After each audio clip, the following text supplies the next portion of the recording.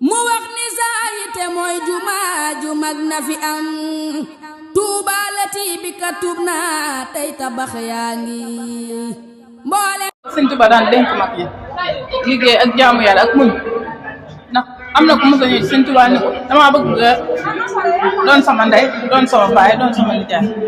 Sëñ Tuuba ni ko dellul fa nga nekkoon boo demee nga jël liggéey muy sa ndey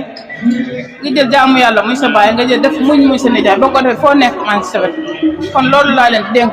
liggéey ak jaamu yàlla ak muñ moo fi ne ak fonk sa ñaari waajur ndax liggéey Sëñ Tuuba mi ngi tàmbalee ci tàkkat say cër ci ak jaamu yàlla ak fonk sa ñaari waajur. mi ngi ñu waay sa saa borom Ahlu Café doonay soxna su Gaawoon Mbàkke yàlla na fi yàgg te wér moom mi nga xam ne soxna su Gaawoon moo ko jox café gi ci baatin te waxtu wu nekk nag muy tëdd di gënt soxna si naan ko mbaa yaa ngi séddale café gi xam nga loolu kawe la noo ngi koy nuyu Mbàkke te di ko ñaanal ñu ngi jàkkaarloog mbooleem ñi ñuy seetaan te di leen nuyu ci site bu mag bii nga xam ne day yaatal liggéey Sëñ Tuuba day yaatal liggéey bi l'islam site bi moom ku ko seetaan xam ne mboolem lu baax rek ma nga fa kon Masamba